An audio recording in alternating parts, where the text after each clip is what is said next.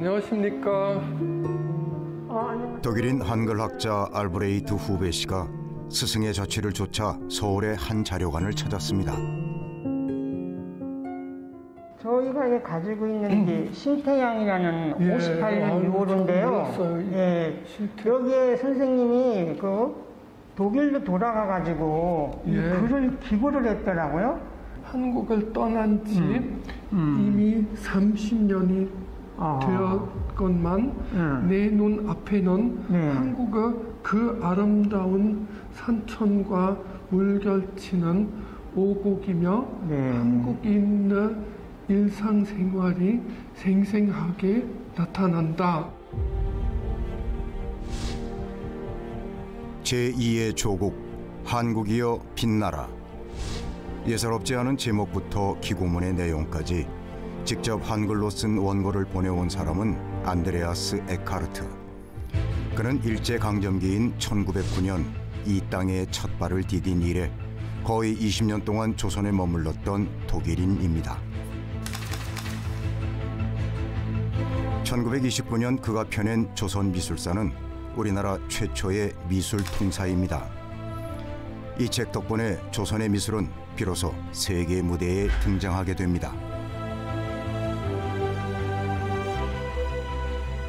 에카르트 씨는 세계 미술사의 조류 속에 한국 미술을 올려놓고 한국의 미를 평가하고 그걸 익혔던 거죠.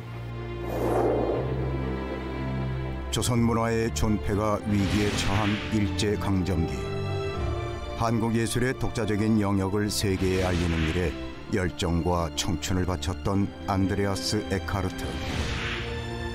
조선을 향한 깊은 애정이 담긴 그의 기록은 푸른 눈의 조선인이 남긴 100년의 러브레터입니다.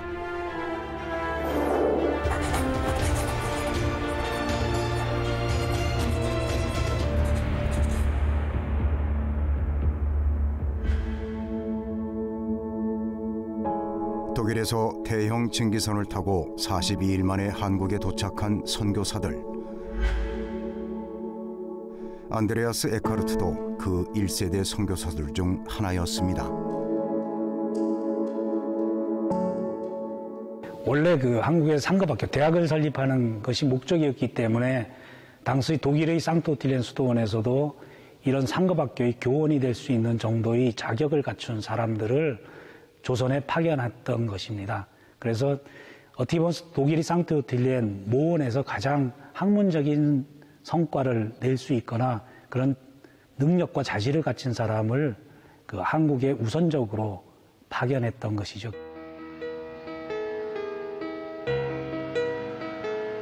성 베네딕토회는 서울 해화동 일대의 터를 잡고 우리나라 최초의 남자 수도원인 백동 수도원을 건설합니다. 네, 여기 보이는 이 큰 메인 건물, 이것이 이제 가톨릭대학교 성신교정의 진리관인데 바로 이 자리가 백동수도원의 본관 건물이 있었던 자리입니다.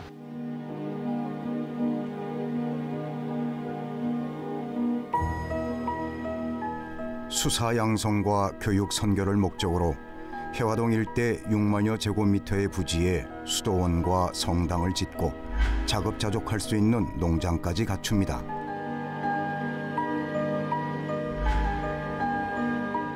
그리고 가톨릭 정신을 잇는 숭공학교와 성신학교 두 곳의 학교까지 설립합니다.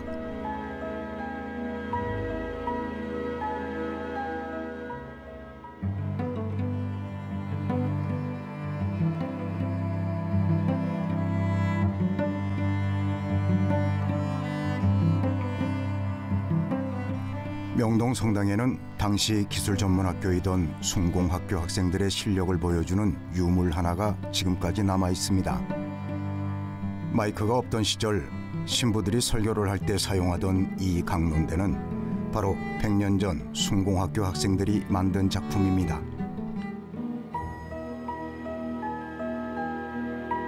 기술전문학교를 목적으로 세워진 숭공학교와 달리 숭신학교는 교사를 양성하기 위한 목적으로 세워진 사범학교였습니다. 에카르트는 이 숭신학교의 교장을 맡게 됩니다. 숭신학교는 그야말로 한국 가톨릭교회 최초의 사범학교라고 보면 됩니다. 뮤텔 주교님이 여기에 베네딕토 회원들에게 사범학교를 세워달라고 하는 것은 바로 이런 선생님들의 가톨릭 정신을 가진 선생님, 훌륭한 선생님들을 각 가톨릭 학교에 이렇게 취직시켜서 잘 교육 활동을 하기 위해서 만든 학교가 바로 숭신학교라고 이렇게 보면 됩니다. 모든 물자가 부족하던 일제강점기, 에카르트는 학생들을 가르치기 위한 교과서를 직접 만듭니다. 서양식 원소 기호표까지 직접 그려놓은 물리, 화학 교과서를 비롯해 조선어 문법을 정리한 조선어 문전까지 전부 에카르트가 직접 써서 만들었습니다. 그러나 일제강점기 에카르트가 열정을 가지고 운영하던 성신학교는 일제가 사립학교법을 만들어 교육을 통제하면서 어쩔 수 없이 문을 닫게 됩니다.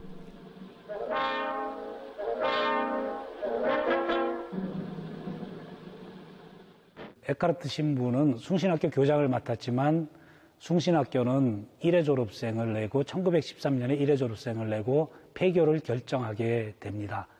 그렇게 되면서 남는 시간에는 당시 한국의 한라산부터 백두산까지 여행하면서 식물 채집을 하기도 하고 또 한국 문화에 대해서 더 깊이 알기 위한 한국의 경주 같은 유적지를 방문하기도 하고 그런 것을 통해서 자신들이 살고 있고 또 선교하고 있는 한국의 문화에 대해서 다방면에 깊이 알고자 노력했습니다.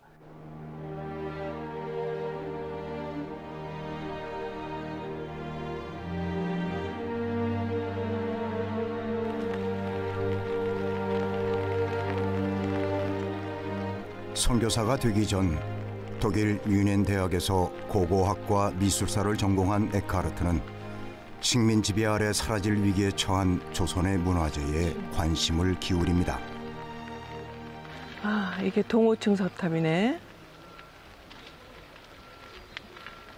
에카르트는 당시 교통 상황이 아주 열악한데도 불구하고 조랑말을 타고 한 번 더 저녁을 누볐습니다.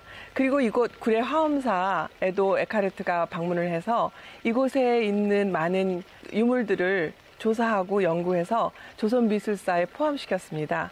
특히 에카르트는 한국 사찰들에 대해서 이 한국 사찰은 불교 예술의 보물창고다라고까지 표현했습니다. 종교를 뛰어넘어 불교 미술에도 관심이 많았던 그의 시선은 사찰의 석등 하나, 석탑에까지 머물렀습니다. 특히 석조 미술의 아름다움을 예찬한 그는 석탑을 형태에 따라 다층탑과 기념탑으로 분류하기도 했습니다.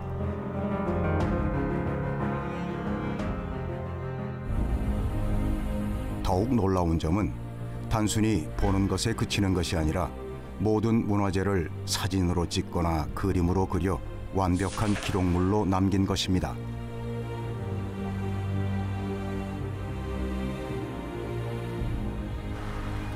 우리나라 불교 석탑 가운데 가장 파격적인 형태의 석탑으로 꼽히는 운주사 발형 다층 석탑.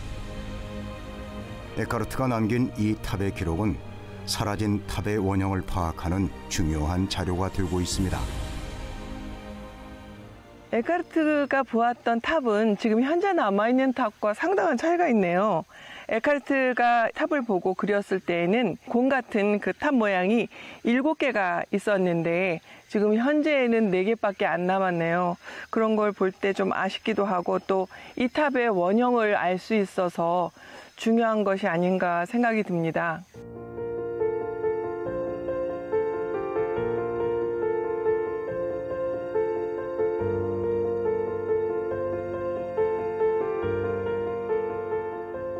에카르트가 조선에서 활동할 당시 조선에 관심을 가진 또 한 명의 독일인 신부가 있었습니다.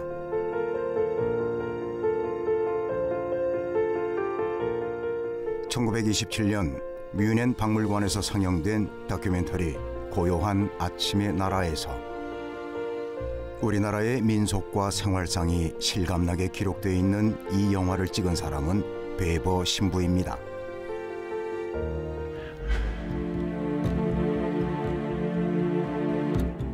상트 오틸리엔 수도원의 대수도원장이었던 베버 신부는 선교 상황을 점검하기 위해 1925년 조선을 방문해 8개월 정도 머무르며 조선의 일상을 다큐멘터리 영상으로 기록합니다.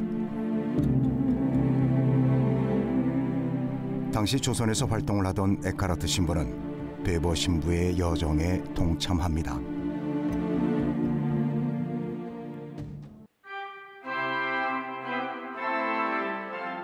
독일 뮌헨 시내에서 1시간 거리에 있는 상트 오틸리엔 수도원.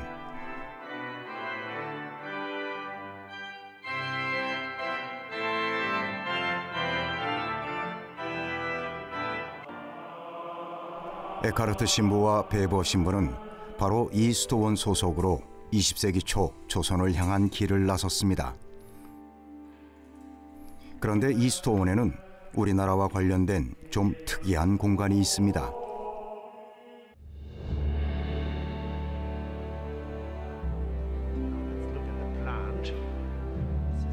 성 오틸리엔 수도원의 선교 역사를 모은 박물관 한켠에 한국관이 따로 마련되어 있습니다.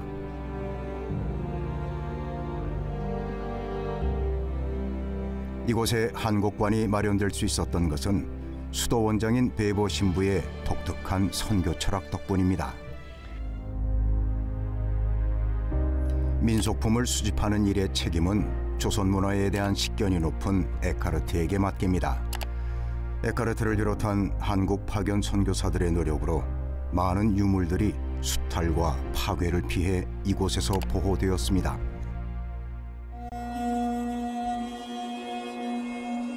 제주도에서 백두산까지 문화재를 찾아 몇 차례나 여행을 했던 에카르트.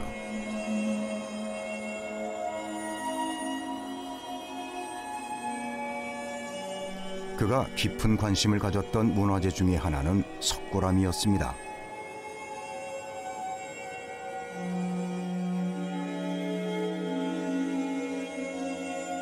석굴암이 처음 발견된 것은 1907년. 토함산을 넘던 한 우체부에 의해 발견되었습니다. 산속 거대한 불상의 존재가 알려졌지만 워낙 외딴 곳에 있었기 때문에 오랫동안 석굴암은 방치돼 있었습니다.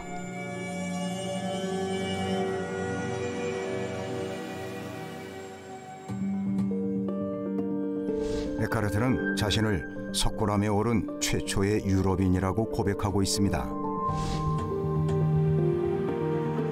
그가 석굴암을 찾은 것은 1913년. 당시 석굴암은 매우 황폐한 상태였으며 자신의 제안으로 일본에 의해 석굴암의 수리가 시작됐다고 기록하고 있습니다.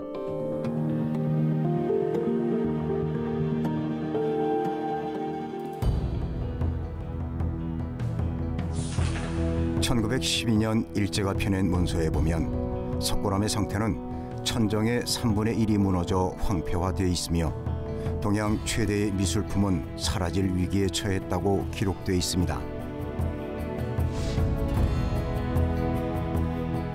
실제 석굴암의 해체 복원 작업은 1913년부터 대대적으로 이루어집니다. 에카르트는 허물어진 돌담을 헤치고 석굴암에 기어들어가 자신이 본 석굴암의 내부 모습을 그림으로 그려 남깁니다. 에카르트의 기록에는 본존부를 비롯해 부조 석상들의 위치가 세밀하게 표현되어 있습니다.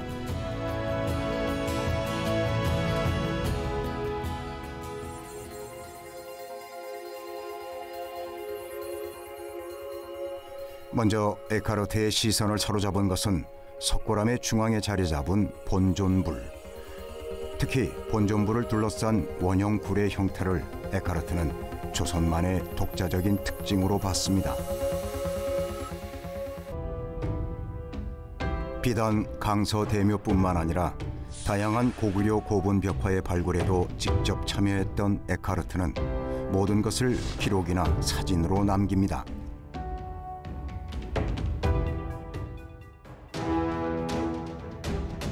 그의 기록은 지배국의 시선에서 편파적으로 해석한 일본과 달리 한국만의 독자적 문화성을 지지한다는 데에 큰 의미가 있습니다.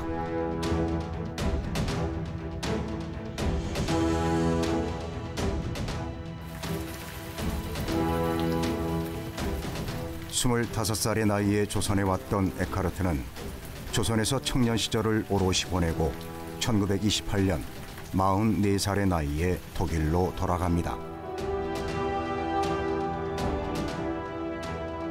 그는 독일로 돌아간 이유를 조선에서 모은 한국에 관한 자료를 널리 알리기 위해서였다고 고백합니다.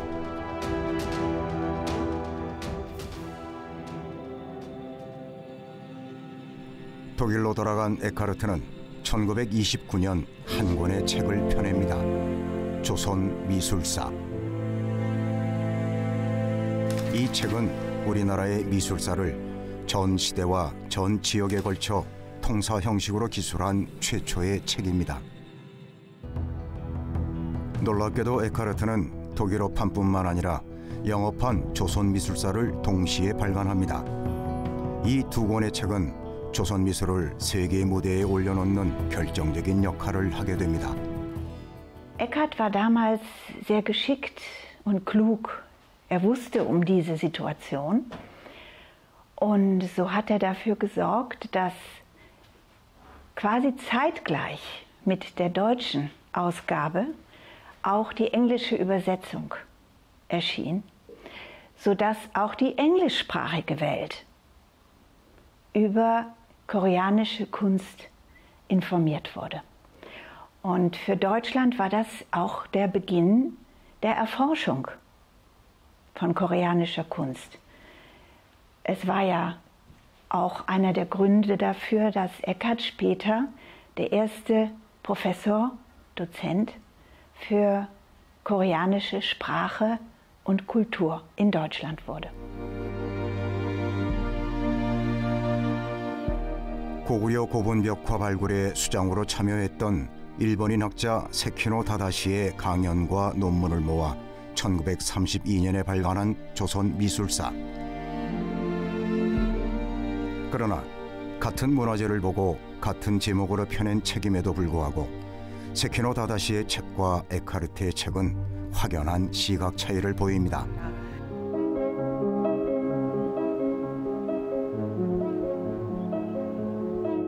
에카르트와 베버의 충실한 기록은 훼손된 민속품의 원형을 복원하는 고증 자료로도 사용됩니다. 국립민속박물관이 2년간에 걸쳐 복원한 삼국지 연의도. 그러나 처음 이 그림을 기증받았을 때는 원본의 형태를 파악할 수 없을 정도로 훼손돼 있었습니다. 제가 이 그림들을 처음 봤을 때는 여러 번 접혀있는 거대한 종이뭉치였습니다. 조심스럽게 펼치기 시작했는데 상태가 정말 좋지 않아서 조금씩 들여볼 때마다 종이편이 뚝뚝 떨어지는 정도로 손상이 심한 상태였습니다. 기증받은 그림은 모두 2m가 넘는 거대한 그림 7장. 그림의 복원을 위해 조사하던 중 뜻밖의 곳에서 원형 그림을 발견할 수 있었습니다.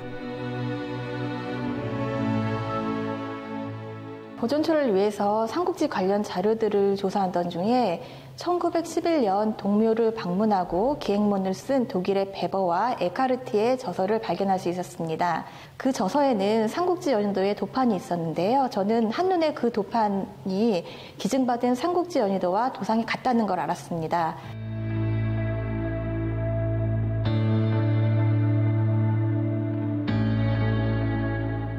에카르트의 조선 미술사에는 바로 그 삼국지 연희도의 원본 사진이 있었습니다. 에카르트는 동관악묘에 걸려있는 삼국지 연희도를 보고 사진을 찍었다고 기록하고 있습니다.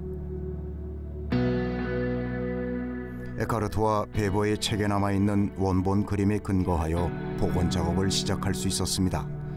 그리고 2년 만에 훼손된 삼국지 연희도는 원래의 모습을 되찾게 되었습니다.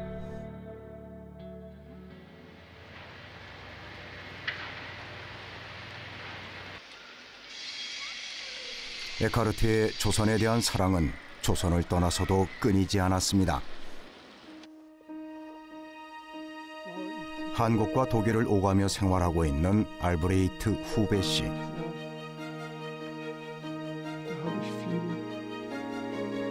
여러 권의 한글 관련 책을 펴내기도 했던 그는 독일인 한글 학자입니다. 그가 한글 학자의 길을 걸어오게 된 것은 에카르트의 영향이 큽니다. 그가 에카르트 교수를 처음 만난 것은 에카르트가 뮌헨 대학에서 강의를 할 때였습니다. 뮌헨 대학교 강의 요람, 그 당시는 인터넷 같은 거 없었고 강의 요람 보고 고향을 한국어를 배울 수 있다. 그래서 거기도 그 에카르트 교수님의 주소, 전화번호도 다 기록되어 있기 때문에 제가 한번 전화했습니다. 한번 관심 있는데 어떻게 하는지, 공부할 수가 있는지. 그래서 바로 그때는 자기 슈탄베르크에 있는 집에 한번 방문하라고 거실에 들어갔을 때는 막 그 한국에 대한 그림, 에카르트 스스로 그린 그림이 온 벽에 걸려 있었습니다. 독일로 돌아온 후 에카르트는 사제의 길을 떠나 학자의 길을 걸었습니다. 뮌헨 대학에서 한국학 관련 강의를 하며 한국 관련 다양한 책을 집필했습니다.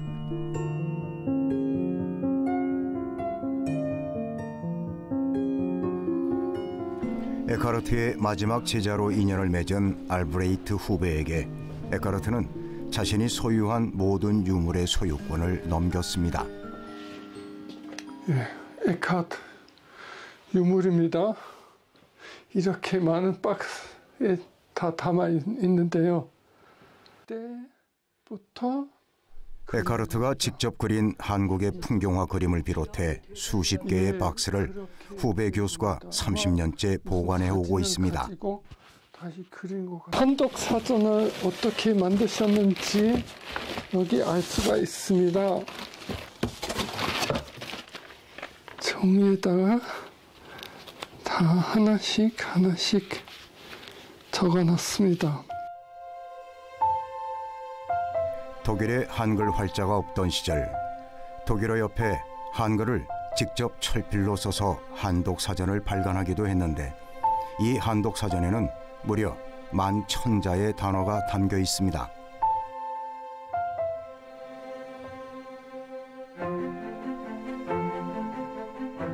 한국에 머물던 당시 전국을 돌며 직접 채록한 민담을 독일어로 출판하기도 합니다.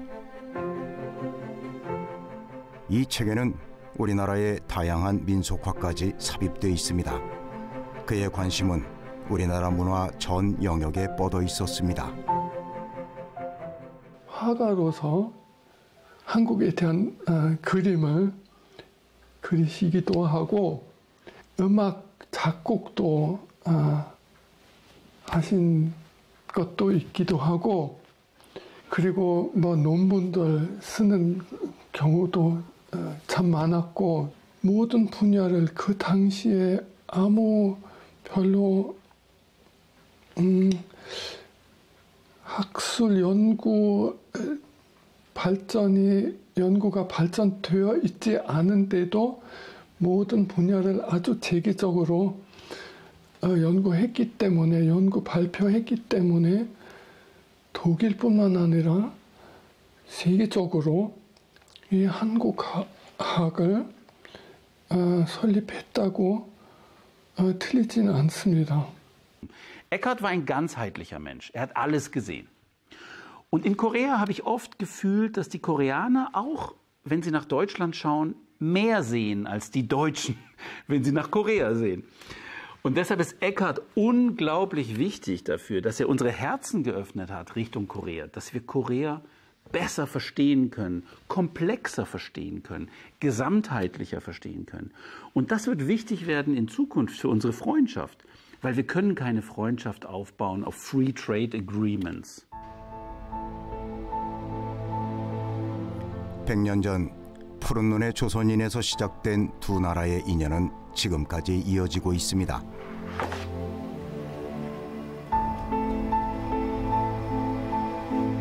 (18세기) 뛰어난 산수화가 겸재정선이 그린 금강산 기행 화첩.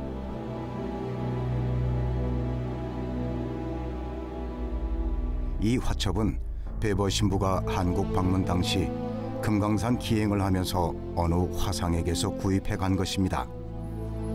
오랫동안 독일 오틸리엔 수도원 박물관 측이 보관하고 있다는 사실이 알려지면서 화첩은 세계적인 주목을 받게 됩니다.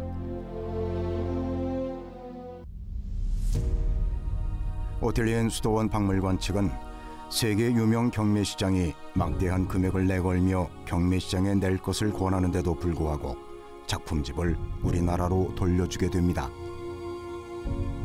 Wir haben kein Interesse daran, mit Kunst Gewinn zu machen.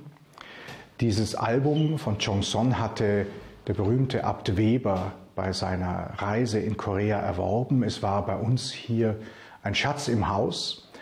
Aber auch bei diesem Album von Chongson war uns bewusst, dass es in Korea ganz anders verstanden, im Grunde auch geliebt wird als bei uns. Und als einer der Patres der Abtei Wegwan, Pater Son, den Vorschlag gemacht hat, dass dieses Album zurückgegeben werden könnte, haben wir darüber nachgedacht und haben gesagt, ja, wir geben dieses Album als Leihgabe an die Abtei Wegwan zurück, damit das Album dort ist, wo es eigentlich hingehört, wo es etwas bedeutet für die Identität der Kultur des Landes.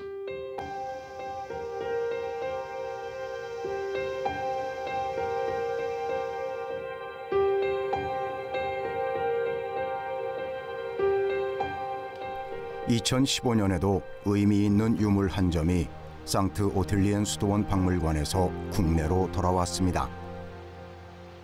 여기 표본장에 보유하고 있는 게 에카르트 신부님이 모두 수집하신 표본장입니다. 총 420가지라고 그랬던 것 같던데. 네, 420점을 저희 쪽에 기탁을 해주셨고요. 네.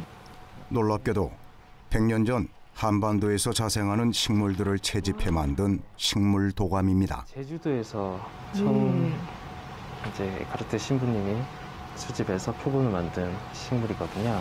네. 네. 언제 채집을 했고 네. 어디에서 채집을 했고 이 식물의 이름은 어떤 식물이다 이렇게 명기를 해놓으셨거든요. 이거는 에카르트 신부님이 이제 쿠엘파트라고 해서 네. 제주도에서 채집한 큰 반쪽 고사리거든요. 네. 네. 그런데 지금은 국내에서는 발견이 되지 않고 있고요. 네. 100년 전에는 제주도에 이 큰 반쪽 고사리가 분포를 하고 있었다라고 이제 보여줄 수 있는 증거 자료라고 보시면 될 것 같아요. 근데 100년이 됐는데 지금 너무너무 상태가 좋은데요. 국내에서 식물 연구가 시작되기도 전 만들어진 420점의 식물 도감은 100년이 지난 지금 더 큰 학술적인 의미를 지닙니다. 국내에는 이제 이렇게 100년 오래된 표본들이 거의 없거든요. 그리고 수목원의 이제 표본관에도 마찬가지로 그런 표본들이 굉장히 적은 편이에요. 그래서 어떻게 보면은 그런 오래전에 수집됐던 표본으로서의 가치가 굉장히 좋다고 말씀드릴 수 있는데, 향후에 이런 표본 자료들이 뭐 후세대를 거쳐서 어떤 지역이 뭐 훼손이 되거나 뭐 지역이 파괴돼서 식물들이 사라졌을 때 그 지역에 어떤 식물들이 있었는지 그런 자료들을 뒷받침해주는 아주 굉장한 증거 자료로서 활용을 할 수 있기 때문에 굉장히 큰 의미라고 보실 수가 있어요.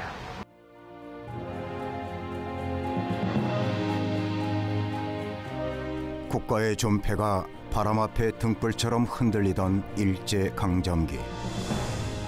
직접 보고 직접 느끼며 우리나라 전역에 흩어진 문화재와 유물을 찾고 기록한 안드레아스 에카르트.